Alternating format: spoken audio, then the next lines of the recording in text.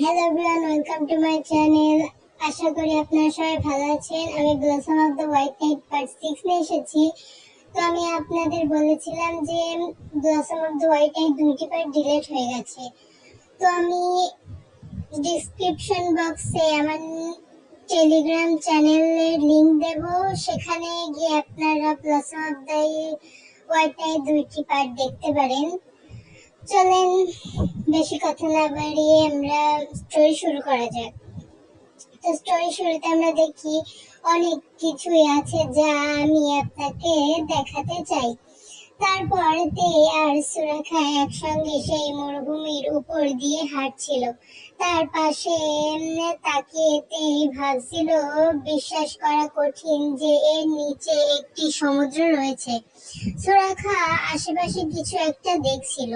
হঠাৎ সে নিচে কিছু দেখতে পায়। সে বলে, পেয়ে গেছি। তে কিছুটা কনফিউজড হয়ে তার দিকে তাকায়।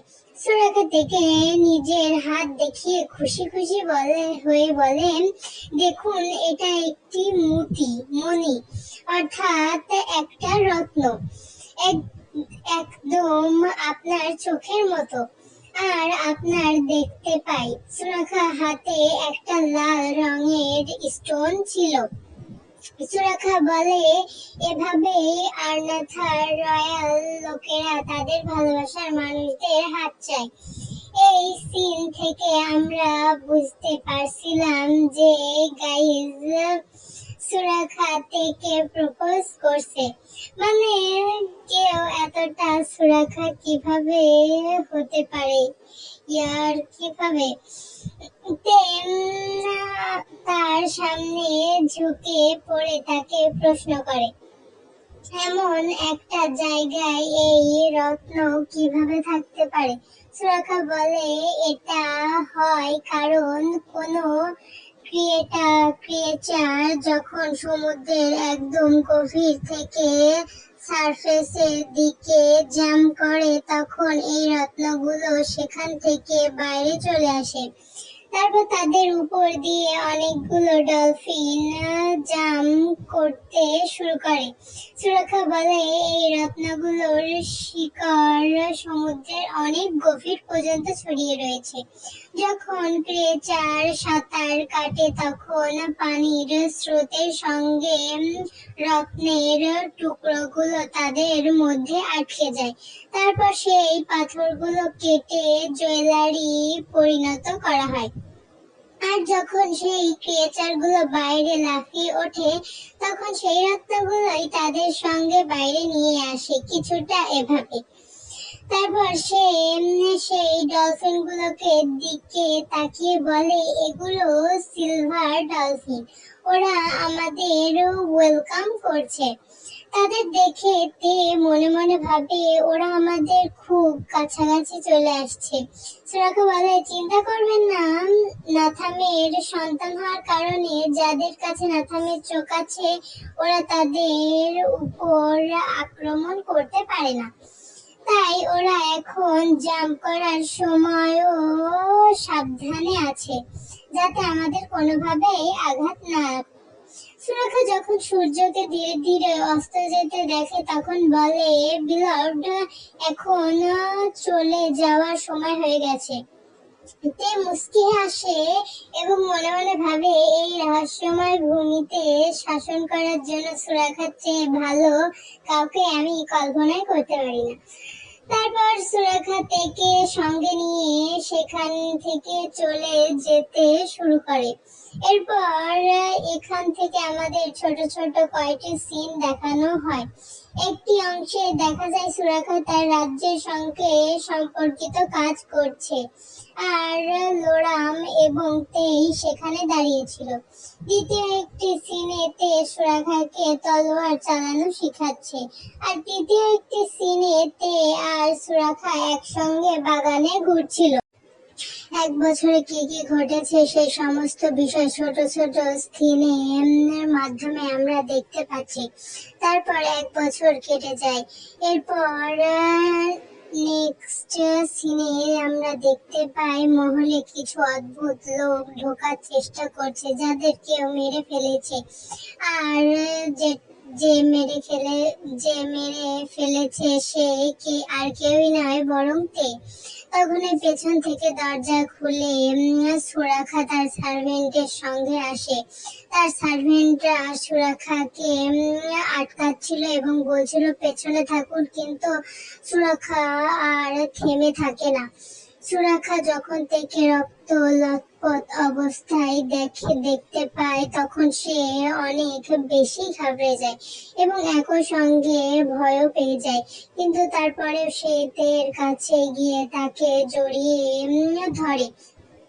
তে বলে, আমি এখনো রক্তর কভার হয়ে আছি, প্লিজ আমাকে ছেড়ে দিন। সার্ভেন্টরাও তাকে থামানোর চেষ্টা করছিল, কিন্তু সুরাখা কাঁদতে কাঁদতে বলে, আমি খুব চিন্তা করছিলাম যে হয়তো আপনার কিছু হয়ে গেছে। তে এটা শুনে শকড হয়ে যায়, কিন্তু সুরাখা বলে, আমার খুব ভয় লাগছিল বিলভড। এটা বলেই সে তেকে আরো শক্ত করে জড়িয়ে ধরে। তে তাকে দেখে মনে মনে ভাবে, দিন দিন সুরাখা আরো বড় হয়ে যাচ্ছে, মানে তার তার হাইট বাড়ছে আর তার যে গ্রিপ অর্থাৎ কাউকে ধরে রাখার ক্ষমতা সেটাও অনেক বেশি স্ট্রং হয়ে যাচ্ছে। তে তাকে শান্ত করে বলে, আমি ঠিক আছি, আর মনে মনে ভাবে এই বয় এখন একজন ম্যান হয়ে উঠছে। এরপর এখান থেকে সিন চেঞ্জ হয়ে এবং দেখানো হয় এটি একটি ব্লাড মুনের রাত। সেখানে প্রিন্স নাসিরকে কারো সাথে কথা বলতে দেখা যায়। তারা দুজন ফিসফিস করে কথা বলছিল। প্রিন্স নাসির বলে, যতক্ষণ না সবকিছু রেডি হয়ে যায় ততক্ষণ অপেক্ষা করব, তারপরে আমরা ফাদারকে স্ট্রাইক ডাউন করব। তারপর আমরা দেখি সাইড থেকে তাদের কথাগুলো কেউ শুনছে, আর সে আর কেউ নয় উবারাম। উবারাম মনে মনে ভাববে, আমি ভেবেছিলাম যে এমন কিছু একটা হবে, কিন্তু আমি যতটা ভেবেছিলাম তার থেকে অনেক দ্রুত এটা হয়ে গেছে। আমাকে প্রিন্স সুরাখাকে এর ব্যাপারে জানাতেই হবে। এরপর ওবারাম সুরাখাকে এর সমস্ত কথা জানায়। সুরাখা সবকিছু শুনে বলে, বুঝেছি।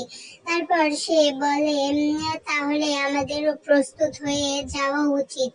ওই লোকেদের মোকাবিলা করার জন্য আমাদের প্রস্তুত থাকা হবে। সবাই বলে, বুঝেছি স্যার। সুরাখা বাইরে এসে সেই চাঁদের দিকে তাকায়। দেখে মনে মনে করে সে মনে মনে ভাবে, এটা একদম আমার বিলভডের চোখের মতো লাল। সুরাখা নিজের চোখ বন্ধ করে তের কথা ভাবতে থাকে। এরপর এখান থেকে আবার সিন চেঞ্জ হয়ে এবং দেখানো হয় সে তে একটি লেটার পেয়েছে। সেই লেটারটা লেখা ছিল, লিরাকালে যুদ্ধ হতে যাচ্ছে। তে মনে মনে ভাবে, হঠাৎ করে সেখানে কি হয়ে গেল যার কারণে সেখানে যুদ্ধ হতে যাচ্ছে। তখন সেখানে সুরাখা আসে এবং তের হাতে লেটারের দিকে তাকায়। আপনার লিরাকালে যাওয়া উচিত বিলভড। আপনি জানেন না আপনার বাড়ি আমার কাছে কত প্রিয়। আমারও সেটার জন্য চিন্তা হচ্ছে। লিরাকালের এখন আপনার প্রয়োজন। আমি চাই না আপনি আমাকে নিয়ে বেশি চিন্তা করেন। আপনি সেখানে যান। এরপর এরপর আমরা দেখি তে যাওয়ার জন্য প্রস্তুত হচ্ছে, আর সেই পেন্ডেন্টটি আমাদের প্রথম চ্যাপ্টারে দেখানো হয়েছিল। সেই একই পেন্ডেন্ট সুরাখা তাকে দিয়েছিল। এবার সুরাখা সেই পেন্ডেন্টটি তেকে দিচ্ছিল। সুরাখা বলে, আমি এই রত্নটাকে একটা পেন্ডেন্ট সেটা করে দিয়েছি, আর এটাকে প্রোটেকশনের প্রেয়ার দিয়ে ব্লেস করা হয়েছে। প্লিজ আমার কাছে নিরাপদে ফিরে আসবেন বিলভ। আমি আপনার জন্য অপেক্ষা করব, তাই আমাকে প্রমিস করুন যে আপনি আমার কাছে ফিরে আসবেন। এই চোখ বন্ধ করে তারপর সুরাখাকে একইভাবে চোখ বন্ধ করে। এরপর তারা দুইজন একে অপরের সঙ্গে মাথা স্পর্শ করে।